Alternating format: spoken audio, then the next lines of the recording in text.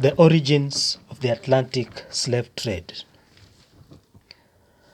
The slave trade across the Atlantic was begun by the Portuguese. Soon after 1441, Portuguese traders visiting West Africa started to buy slaves in addition to gold, ivory, and pepper.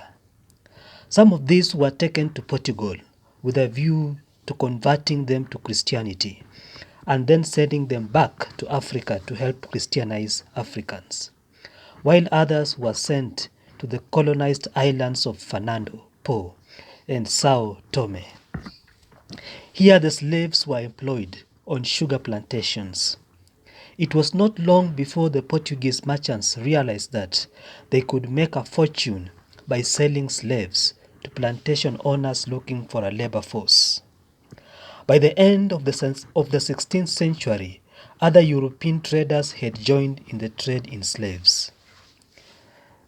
The demand from America. But the volume of this trade would not have been so great, nor would it have reached that staggering level it did in the 18th and 19th centuries, had it not been for the discovery of the New World.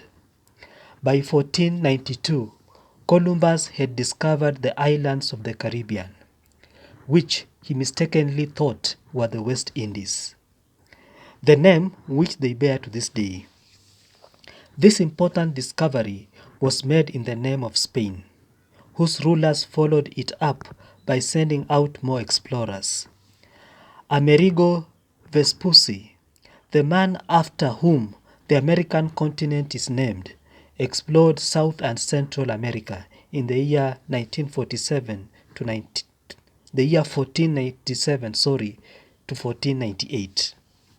Ferdinand Magellan sailed right round the world, being the first man to do so, between the years 1519 and 1522, and Fernando Cortes conquered Mexico between 1519 and 1521, and Francisco Pizarro conquered Peru for Spain between 1530 to 1533. Other explorers from many parts of Europe now entered the field of exploration. The result was that, by about 1600, nearly the whole of North and South America and their offshore islands had been discovered by Europeans and colonized. It was quickly realized that the American colonies, especially Peru and Mexico, abounded in gold and silver, and that sugarcane, tobacco, spices, and other tropical crops could flourish in the West Indies. Accordingly, mines were opened and plantations established. But the nagging problem was who would work these mines and plantations, since the Europeans were unfit for work in the tropics.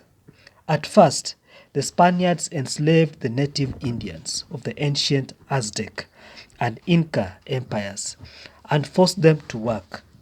But the Indians were not used to working under such hard conditions as they were made to do by their taskmasters. They began to die at such a rate that it was feared that unless the policy was changed, the whole Indian race would perish.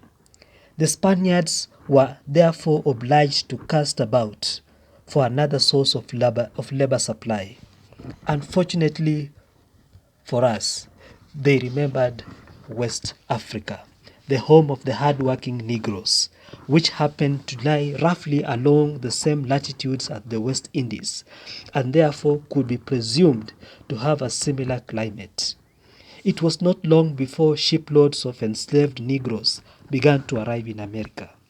The slave trade across the Atlantic had started, a trade that was to last some 300 years, marked by a dreadful degree of cruelty and barbarity and suffering.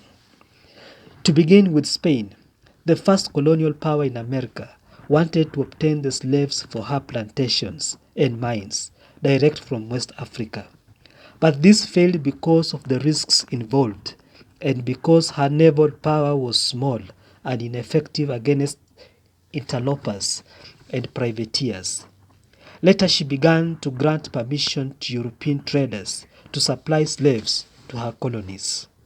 These permissions, known as asiento agreements or contracts, fixed the number of slaves to be supplied during a given period.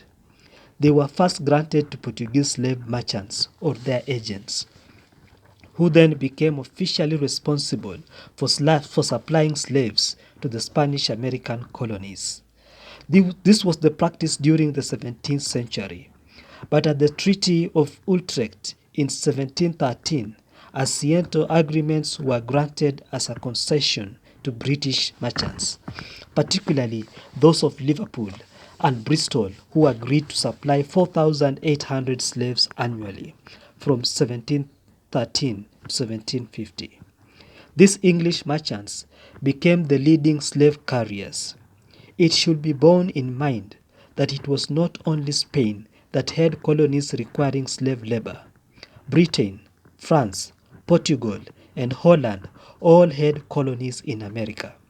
Each required slaves to work in their colonial mines and plantations, so that they competed against one another for slaves. Even American businessmen who had no plantations of their own engaged in the slave trade as middlemen, purchasing them from slave dealers and reselling them to the planters at great profit.